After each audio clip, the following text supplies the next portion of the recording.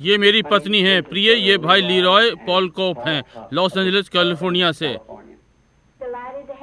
भाई कोप, हमारे घर में आपका स्वागत है।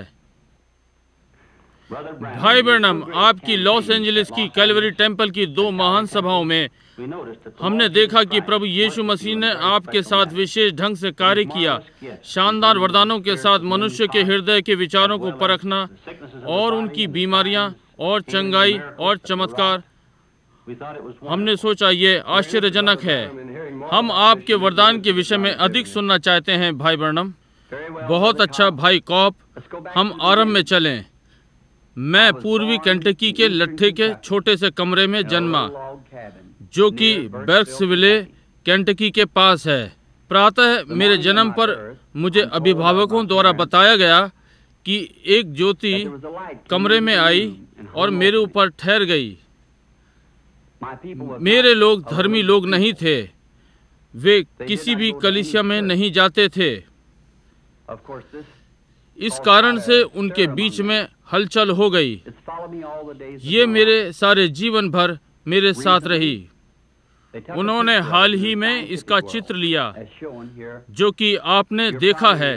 संभव है आप इस चित्र से परिचित होंगे। ये विज्ञान से सिद्ध हुआ। केवल अलौकिक जीव जिसका कभी वैज्ञानिक रूप से चित्र लिया गया। मैं विश्वास करता हूँ ये वही परमेश्वर का दूत है जो इज़राइल के बालकों के साथ साथ मिस्र से फिलिस्तीन गया। जैसे कि आप स्वयं विद्वान हैं, ये वो वाचा का दूत हमारा और कोई नहीं, प्रभु यीशु मसीह था। वो यहाँ पृथ्वी पर प्रकट हुआ। उसने कभी भी दावा नहीं किया कि वो महान व्यक्ति है। उसने कहा पुत्र कुछ नहीं कर सकता, केवल जैसे पिता उसे दिखाता है। यूहन्ना 5 में आप इस पवित्र लेख से परिचित हैं। यीशु को बहुत से अपाहिज और अंधे लंगड़े बैतसैदा के तालाब पर मिले, जो कि पानी हिलने की प्रतीक्षा में थे। ये विचित्र था कि उसने केवल एक को चंगा किया। यदि आप ध्यान दें, वो जानता था कि वो व्यक्ति कहाँ था। पिता ने उसे दिखा दिया था, उसने इसे चंगा किया। संभवतः वो अपाहिज नहीं था, वो एक बिस्तर पर पड़ा था, परंतु यीशु ने उसे चंगा किया। और फिर आगे अध्याय में हम पाते हैं 19वें पद में यहूदियों ने उससे प्रश्न किया। हम आज प्रश्न कर सकते हैं, क्योंकि परमेश्वर उन सारे लंगड़ों और अंधों लोगों को छोड़ गया और उन सब को चंगा नहीं किया। परंतु मैं यहाँ उसके वचन का उल्लेख करूंगा। उसने कहा, मैं तुमसे सच सच कहता हूँ कि पुत्र स्वयं से कुछ नहीं कर सकता, परंतु जो पिता को करते देखता है उसे पुत्र उसी प्रकार से करता है। उसके वचन के अनुसार उसकी सेवकाई उसके पिता की ओर से दर्शनों पर आधारित थी। क्या उसकी सेवकाई, जैसे उसने अपने चेलों से प्रतिज्ञा की, आगे नहीं बढ़नी चाहिए? वो चीजें जो मैं करता हूँ तुम भी करोगे, तुम इससे अधिक महान करोगे, क्योंकि मैं अपने पिता के पास जाता हूँ। कहा, थोड़ी देर बाद संसार मुझे और ना देखेगा, तो भी तुम मुझे देखोगे, क्योंकि मैं तुम्हारे साथ होऊंगा और तुम में होऊंगा संसार के अंत तक। यीशु मसीह कल, आज और सर्वदा एक सा है। मैं विश्वास करता हूं कि ये यीशु मसीह के पुनरुत्थान की आज के दिन की पुष्टि है कि वो अपने लोगों के मध्य जीवित है और वही चिन्ह और आश्चर्य कर्मों को कर रहा है जो उसने तब किए जब वो पृथ्वी पर था। 7 वर्ष की आयु में हम केंटकी से इंडियाना आ गए, पास में जहां अब मैं रहता हूं। हम अपने घर से नगर की एक खंड की दूरी से कुएं से पानी लाते थे। मैं समझता हूं पीछे गांव के घर में एक बार सितंबर में दोपहर बाद पंप से पानी लेकर आ रहा था। पंप और घर की लगभग आधी दूरी पे एक बड़े पॉपुलर पेड़ के पास से निकला। वहां पेड़ में एक चक्रवात था, जो कि सितंबर महीने में नई बात नहीं थी। वो उस पर से नहीं हटा और मैं उसे देखने के लिए रुका। उसमें से एक आवाज बोली, कभी भी धूम्रपान और शराब मत पीना या अपने शरीर को किसी प्रकार से खराब नहीं करना, क्योंकि जब तू बड़ा होगा तो तेरे करने के लिए एक कार्य होगा। डर गया, बता नहीं सकता, तेजी से घर की ओर दौड़ा। अपनी माँ को बताया कि पेड़ में से एक मनुष्य मुझसे बोला।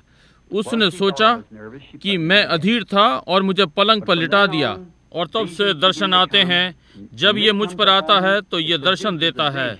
मैं लोगों को बता सकता हूँ कि उनके साथ क्या गड़बड़ है, जीवन में उन्हें क्या करना चाहिए, उनके पाप और उन्हें क्या करना चाहिए।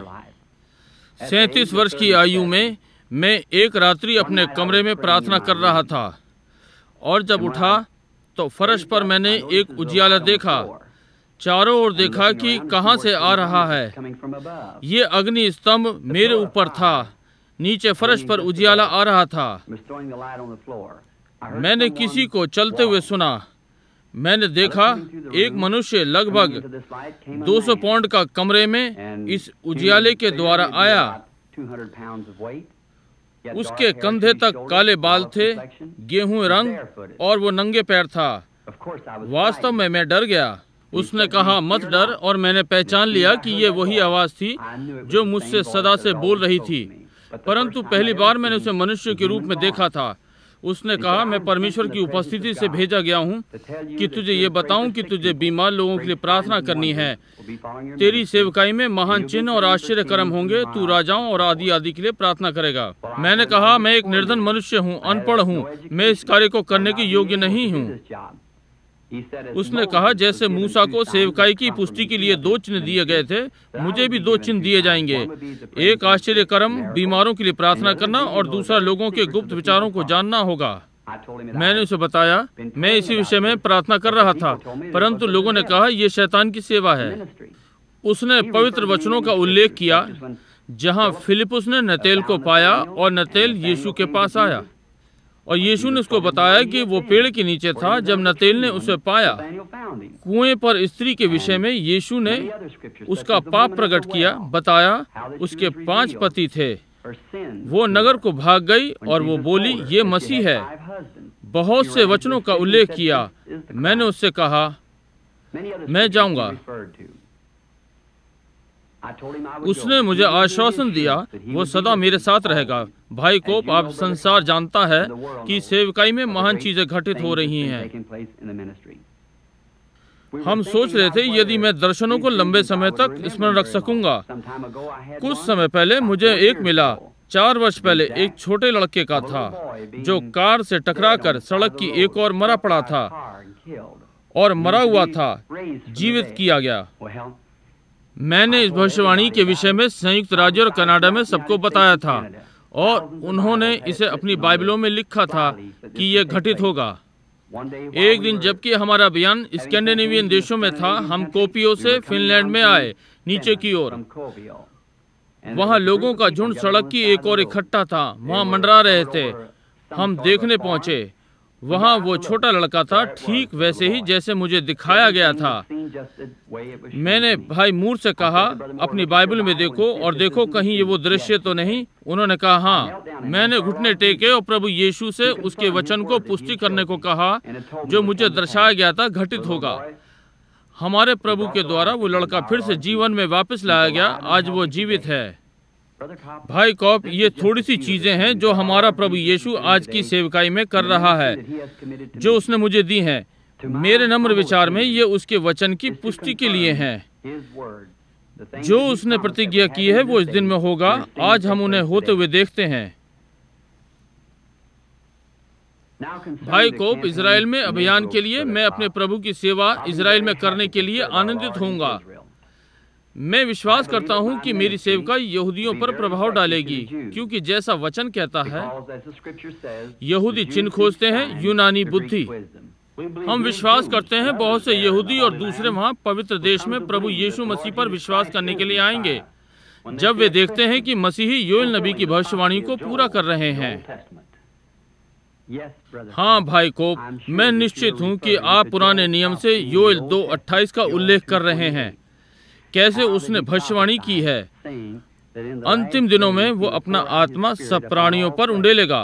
पुत्र और पुत्रियां भविष्यवाणी करेंगे, बूढ़े स्वप्न देखेंगे, जवान दर्शन देखेंगे। भाई ब्रैनम, अभी के लिए हमें अलविदा कहना है। ये आनंद में रहा। परमेश्वर ने चाहा हम आपको आने वाले 2-1 दिन में शिकागो में फिर से मिलेंगे। सज्जनों, आज रात्रि आप लोगों को अपने घर में पाकर प्रसन्नता हुई। हम शिकागो की सभाओं में मिलने के लिए प्रार्थना करेंगे और परमेश्वर के अनुग्रह से मैं आपसे वहां मिलने की आशा करता हूं। क्या आप चाय लेंगे? धन्यवाद बहन ब्रैनम, ये अच्छा रहेगा। धन्यवाद, धन्यवाद, धन्यवाद प्रिय।